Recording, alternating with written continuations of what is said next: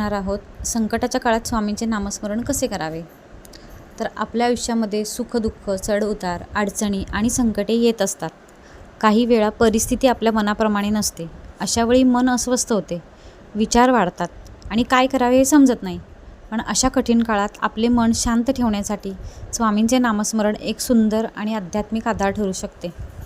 तर आजच्या व्हिडिओमध्ये आपण हेच जाणून घेणार आहोत की संकटाच्या काळात स्वामींचे नामस्मरण कसे करावे, किती वेळा करावे, कोणत्या भावनेने करावे आणि नामस्मरण करताना कोणत्या गोष्टी लक्षात ठेवाव्यात। ते शेवटपर्यंत व्हिडिओ नक्की ऐका आणि मनापासून म्हणा श्री स्वामी समर्थ।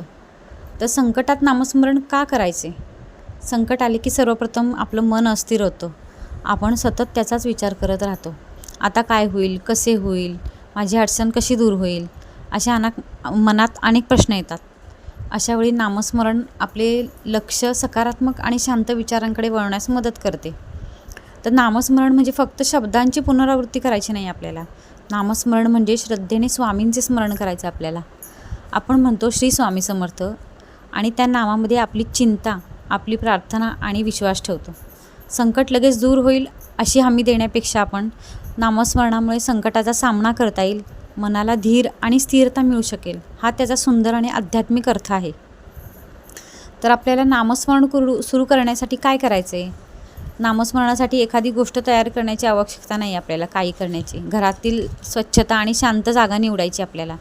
शक्य असल्यास स्वामींच्या प्रतिमेसमोर बसायचं आहे। नसेल प्रतिमा तर तुम्ही तसं पण करू शकता। समोर छोटासा एक दिवा लावायचा आहे स्वामींच्या प्रतिमेसमोर। 2 मिनटं शांत बसायचं आहे तुम्हाला। डोळे बंद करायचे आणि हळूहळू श्वास घ्यायचा आहे आणि मनात स्वामी माझे मन शांत करा, मला योग्य निर्णय घेण्याची बुद्धी द्या, मला या परिस्थितीत धैर्याने सामोरे जाण्याची शक्ती द्या, असं म्हणायचं आहे। आणि त्यानंतर तुम्ही तुमचं नामस्मरण सुरू करायचे। एक गोष्ट लक्षात ठेवायची आपल्याला, नामस्मरण करण्यासाठी ठराविक जागा, ठराविक वेळ किंवा मोठी पूजा आवश्यक आहे असं काहीच नाही आहे।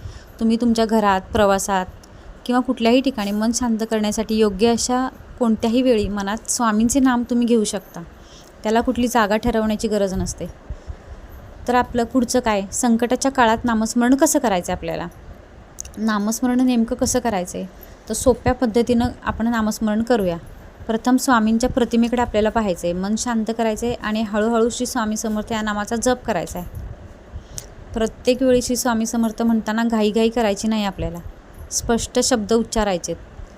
मन भरकटले तरी स्वतःवर रागवायचं नाही आहे आणि पुन्हा स्वामींच्या नामाकडे आपल्याला जायचं आहे। तर शक्य असेल तर 108 वेळा नामस्मरण करू शकता। माळ असेल तर माळेने करा, माळ नसेल तर तुम्ही टाईम लावा किंवा मोबाईलमध्ये टायमर हे करून तुम्ही करू शकता। आणि माळ असलं तर काय प्रॉब्लेमच नाही। महत्त्वाचे आहे ते श्रद्धेने आणि सातत्याने आपण स्वामींचं नामस्मरण करायचे। नामस्मरण करताना मनात एक भावना ठेवायची, स्वामी माझ्या अडचणी तुमच्यासमोर आहेत, मला योग्य मार्ग दाखवा, माझ्या मनाला शांती द्या, असं आपण स्वामींना म्हणायचं आहे आणि स्वामींचं नामस्मरण सुरू करायचं। तर मन खूप अस्वस्थ असेल तर तुम्हाला काय करायचं आहे? कधीकधी संकट खूप मोठे असते आणि मन शांत होत नाही। अशावेळी जबरदस्तीने विचार थांबवण्याचा प्रयत्न करायचा नाही आपल्याला। फक्त शांत बसायचं आहे, एक दीर्घ श्वास घ्यायचा आहे आणि मनात श्री स्वामी समर्थ म्हणायचं आहे। श्वास घेताना मन शांत करण्याचा प्रयत्न करायचा आहे।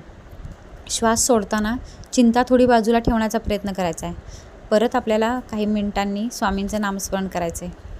मनात विचार आले तरी नामस्मरण सोडायचं नाही आहे, कारण मन शांत होण्यासाठी वेळ लागू शकतो। त्यामुळे नामस्मरणाचं आपलं सोडायचं नाही आहे, नामस्मरण करतच राहायचे। स्वतःला सांगायचं आहे, मी घाई करणार नाही, मी शांतपणे परिस्थिती समजून घेईन, स्वामींचे स्मरण करत योग्य प्रयत्न करत राहीन, असं म्हणत आपल्याला नामस्मरण सुरू ठेवायचे। तर संकटात आपल्याला कोणती प्रार्थना करायची आहे?